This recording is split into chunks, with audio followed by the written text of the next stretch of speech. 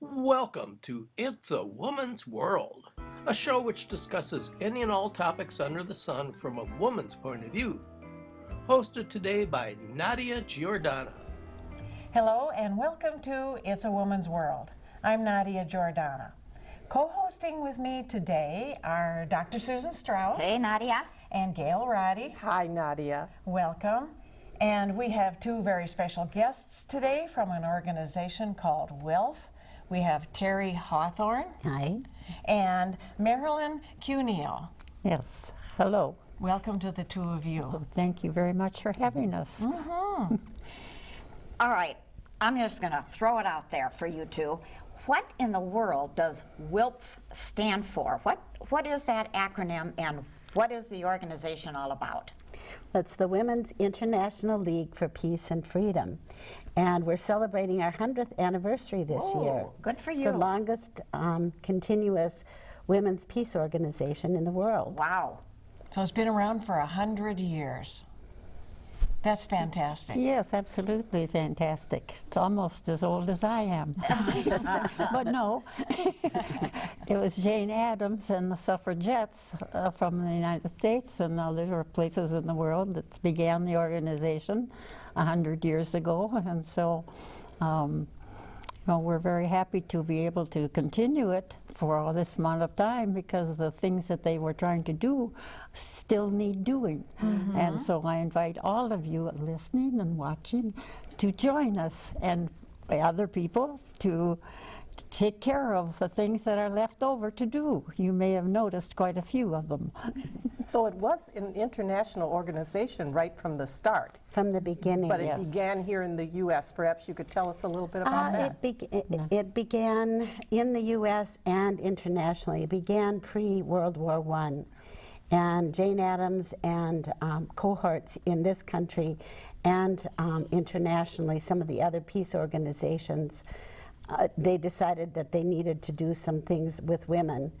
And so they formed, in 1915, they formed a large group, not called the Women's International League at that point, and met in Europe. And we're members of the Minnesota Metro branch, and we're members of our arts committee. We have a national office in New York that does a lot of work with the UN. We have UN status, and we have representatives there and delegates there, and then at the international office in Geneva. How many women worldwide are members of W.I.L.P.F? Do you know? I don't know. I'm serious. What about here in Minnesota? There are branches in 37 countries. Wow, impressive. And they come and go, and sometimes we add more of them. And as the situation in the world changes. Yes. And so there are international meetings every 3 years when the decisions are made as to which of them many things need changing, and they work and help for the next 3 years. And then there are national meetings every 3 years of other years, and then our local meetings. So when is the next national meeting, and when is the next international meeting? Well, Terri will answer that. Because this is the 100th anniversary, there were some very big meetings already this year. So there was a very big meeting of world leaders, of W.I.L.P.F world leaders, and then there was a congress in Geneva, was it in Geneva? The Hague. I'm sorry. The meeting was at The Hague, where the original women met in 1915. And all over the country, branches like ours are doing local celebrations. Like the Minnesota one, which has been around for 93 years, right? Right. Wow, wow. Yeah.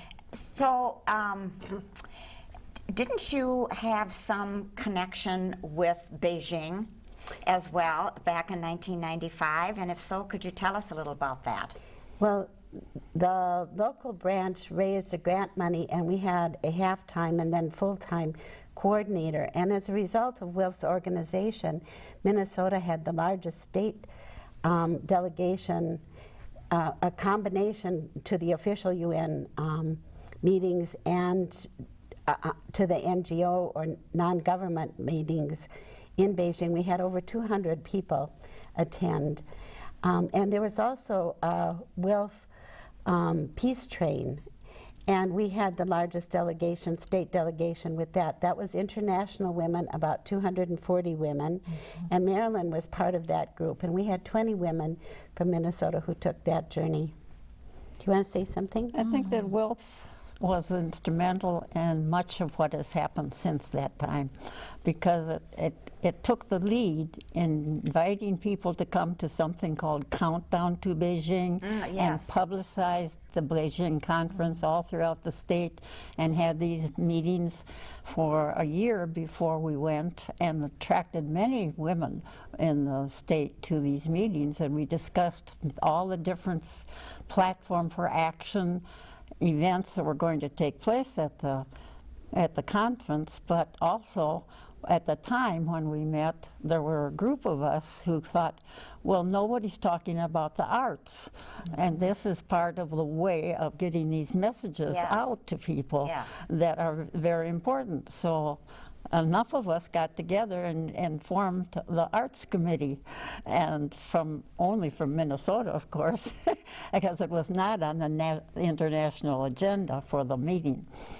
And so that's the way we began, and about 1994, we say 95 because that's when the conference was, but we began at those Countdown to Beijing programs, and it was a very interesting time, and strangely enough, maybe not so, that our committee today has the same people in it that were starting at that time. So we've been together 20 years, and other people have joined and come and gone during the time, and they're still out around, and we still do things with them. And so it's been a great collaboration with other groups in the Twin Cities. But we've stuck together all these years, and it's been a wonderful experience for us all. It all started here in Minnesota for the arts part of the committee. I think we're the only chapter or branch of W.I.L.P. in this country that has an exclusive arts committee. I mean, they do use arts in many of the projects that they do, but I think we're the only one that has a committee that just devotes itself to that method of bringing what we're talking about to the public. And it's such a strong such a strong method. I mean, people respond to art on a visceral level. Viscerally, absolutely. Not just up here, but they can feel it. I think about the picture with the Syrian refugees and that little 3-year-old boy, the photograph. I mean, that just, I got goosebumps now talking about it. So with your art group, are there certain, well, maybe you can just tell us what are the different modes of expression that the artists use? I mean, photography, sculpture, can you tell us about that? Everything. I mean, in 20 years, we've done almost everything. But we have used a lot of storytelling, actually, in what we're doing, because we've tried to bring the stories of what we have experienced and what the Twin Cities, of course, specifically, is a world in itself. I mean, the world is here. And so it's important in W.I.L.P., I think the reason a lot of us belong to W.I.L.P. and continue to do so because of the connection between the local and the global. So we are part of a bigger picture. Yes, absolutely. And so, yeah. I was very intrigued with the art piece because as a performance artist myself, when I looked at the CD for the documentary, and there were storytelling with puppets and things like that. I just love that. So that's a lot of what you do, is the storytelling that can go multi-generation. Children can relate to it as well as adults. We've worked with, the name of our show is Women Creating Art for Peace and Gender Justice. Ooh, I like that. 20 years of collaborations. And the collaborations, we've always been a small group. Right after Beijing, we were maybe 30.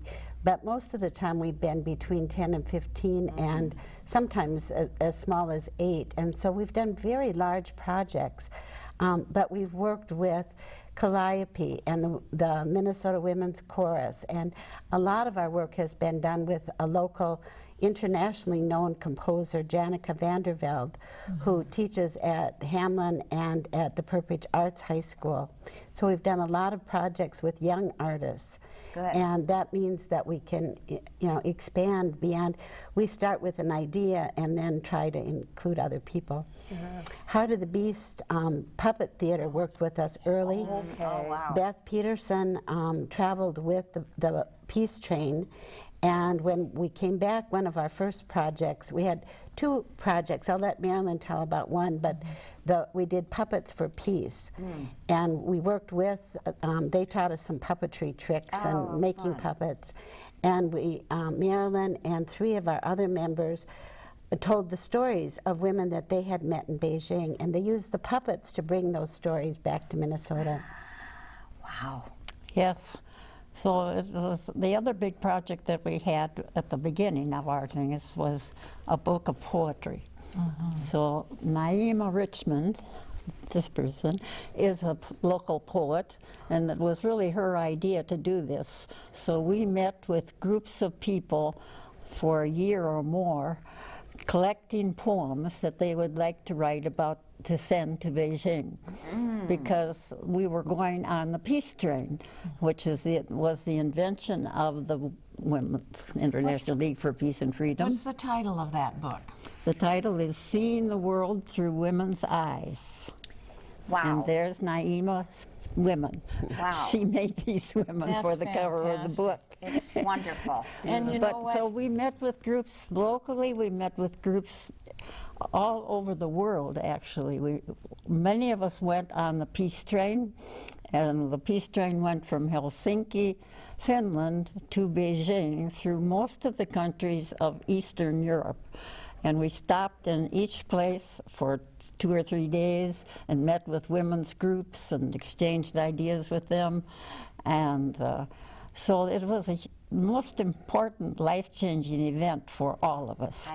Because to be with these other women who were all from many different countries and who had all been working all their lives, as we all had, on these same projects in different ways. So it's still with us. I mean, we still, and the group that we have left now in the committee, almost all of them went on the Peace Train. So there were 20 people from Minnesota who were on the Peace Train, and there were 200 women.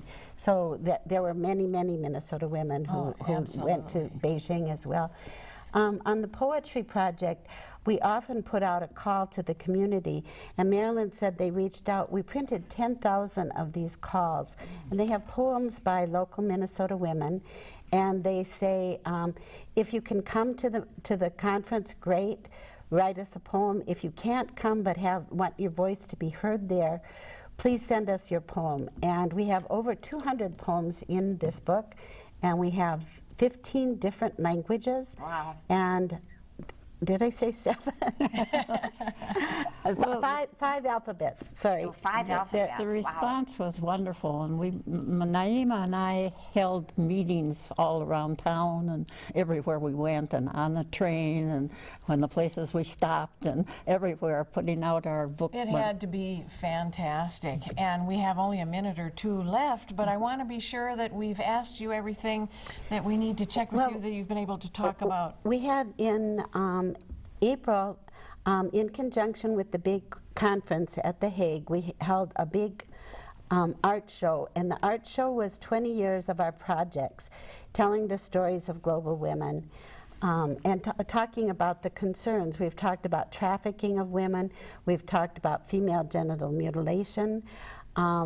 We tell the story of Mary Yang, a wonderful Hmong woman immigrant here who has achieved marvelous things. Her life represents many, many of the problems and concerns that women have experienced. Right. She's in the documentary.